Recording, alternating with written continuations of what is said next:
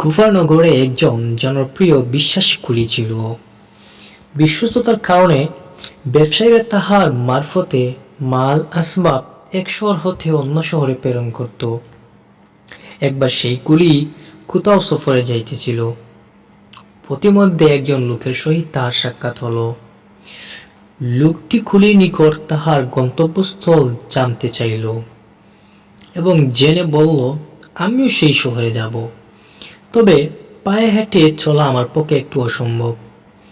আপনি দয়া করে যদি আমাকে আপনার খচ্চরের উপর সোয়ার করান, তাহলে ক্যারিয়া স্বরূপ আমি একটা স্বর্ণমুদ্রা দান করব। বেচারা কুলি সম্মত হয়ে তাহাকে খচ্চরে উঠাল এবং তারা আবার যাত্রা শুরু করল।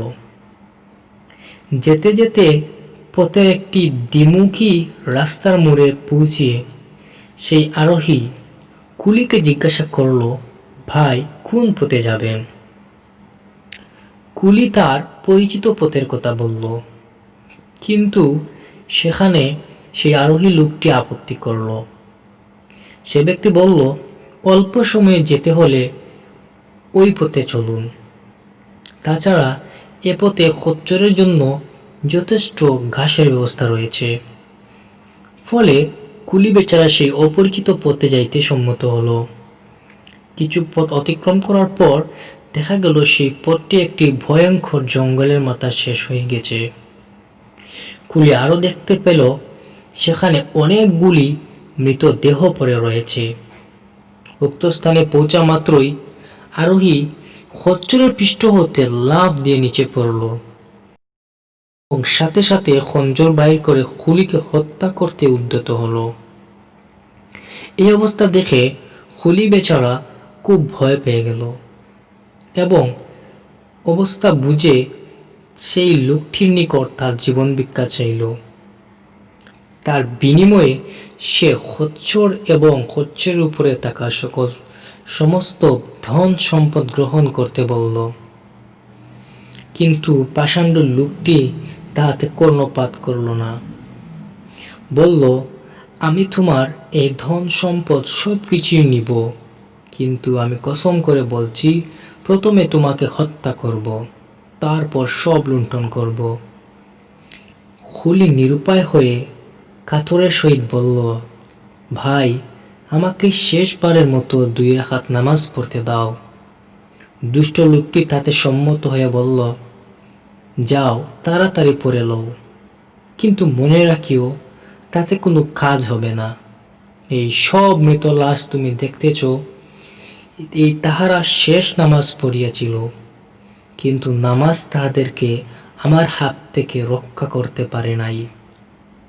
কুলি বেচারা নামাজ শুরু করলো, কিন্তু কোনো আয়াত তাহার মনে আসছিল না। ওদিকে সেই দস্যু তাড়াতাড়ি নামাজ শেষ করার জন্য তাগিদ করছিল।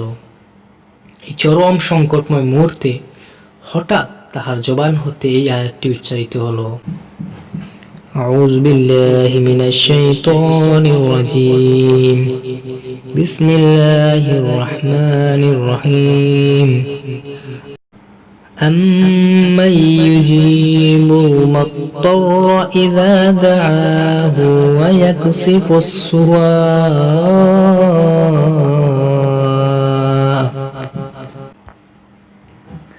কুলি ক্রন্দন করতে করতে এই আয়াত শরীফ পাঠ করতে লাগলো। হঠাৎ সেখানে একটি উজ্জ্বল লৌহ শিরস্ত্রাণ পরিহিত একজন আরোহীর আবির্ভাব হলো। সেই আরোহীর হাতে একটি বল্লম ছিল এবং সেই বল্লমের সাহায্যে সে সেই জালেমকে হত্যা করার জন্য চেষ্টা করল এবং সেই জালেম ডাকাতকে সেই বল্লমধারী আরোহী হত্যা করে ফেলব। সেই জালেমের মৃতদেহ সেখানে লুটাইয়া পড়ল এবং সাথে সাথে দাও দাও করে আগুন জ্বলিয়ে উঠল। কিন্তু সেই কুলি তখন নামাজরত অবস্থায় ছিল এবং সে বেএখতিয়ার হয়ে সেজদায় লুটিয়া পড়ল এবং আল্লাহ তাআলার শুকরিয়া আদায় করল। অতঃপর নামাজ শেষ করে দৌড়ে গিয়ে আরোহীকে জিজ্ঞাসা করল, দয়া করিয়া বলুন আপনি কে, কেমন করিয়া এখানে আসলেন? তিনি বললেন, আমি আম্মান ইউজিবুল মুত্তার এর গোলাম। এখন তুমি নিরাপদে যথা ইচ্ছা যেতে পারো। এই বলিয়া তিনি চলিয়া গেলেন। প্রিয় ইসলামী ভাইরা, এই কাহিনীটি নেওয়া হয়েছে নুজহাতুল মাজালিস থেকে। প্রকৃতপক্ষে নামাজ এমনই একটি দৌলত যার দ্বারা আল্লাহর সন্তুষ্টি লাভ ছাড়াও পার্থিব অনেক মুসিবত হতে ইহা মানুষকে রক্ষা করে, তাছাড়াও মনের শান্তি আনয়ন করে। ইবনে সিরিন রহমতুল্লাহ আলাইহি বলেন, আমাকে যদি 2 রাকাত নামাজ পড়া ও বেহেশতে গমন করা এই দুইয়ের যে কোনো একটা গ্রহণ করার অধিকার দেওয়া হয়, তবে আমি নামাজকে গ্রহণ করতাম। কারণ বেহেশতে গমন করা আমার সন্তুষ্টির জন্য ও নামাজ পড়া আমার মনিবের সন্তুষ্টির জন্য। সুবহানাল্লাহ। হুজুর সাল্লাল্লাহু আলাইহি সাল্লাম ফরমায়েছেন, ঈর্ষার পাত্র ওই মুসলমান যার পারিবারিক জীবন খুবই হালকা আর নামাজ সে যথেষ্ট পড়িয়া থাকে এবং সবরের সহিত কোনরূপ জীবন ধারণের মতো জীবিকার ব্যবস্থা করিয়া থাকে। মনে রাখবেন, আল্লাহর ইবাদতে বেশি বেশি মনোযোগীকারী ব্যক্তি লোকের নিকট তেমন পরিচিত নয়। একটি হাদিসে বর্ণিত আছে, আপন ঘরে নফল নামাজ বেশি বেশি করিয়া পড়বে, যার ফলে ঘরে যথেষ্ট বরকত আসবে। প্রিয় ইসলামী ভাইরা, তাই আসুন যে কোনো বিপদে এবং অসুস্থতায় সব সময় সকল বিপদের প্রথমেই আমরা 2 রাকাত নফল নামাজ আদায় করে আল্লাহ তাআলার কাছে পানা চাই। সব কিছুর সমাধান একমাত্র আল্লাহ তাআলার কাছেই আছে।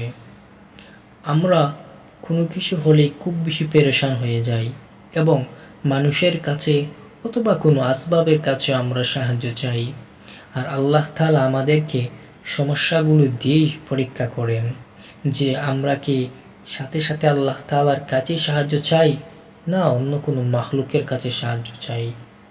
একটু নিজের বিবেক দিয়ে চিন্তা করে দেখুন, আপনার জীবনে যতগুলা সমস্যা হয়েছে প্রত্যেকগুলা সমস্যার প্রথমে আপনি কার কাছে সাহায্য চেয়েছেন? সব কিছুর সমাধান একমাত্র আল্লাহ তাআলাই করেন। তাই আমাদের উচিত এই প্রত্যেকটি সমস্যার সম্মুখীন হওয়ার পূর্বেই আল্লাহ তাআলার কাছে সমস্যার সমাধান চাওয়া, তারপর চেষ্টা করা। এতে আল্লাহ তাআলা আমাদের উপর খুশি হন। আল্লাহ তাআলা দেখেন বান্দা কিসের উপর তাওয়াক্কুল করে, ভরসা করে। তাই ইসলামী ভাইয়েরা, আসুন আজ থেকে চেষ্টা করি জীবনের প্রত্যেকটি সমস্যাতে আল্লাহ তাআলার কাছে নামাজের মাধ্যমেই সাহায্য চাই।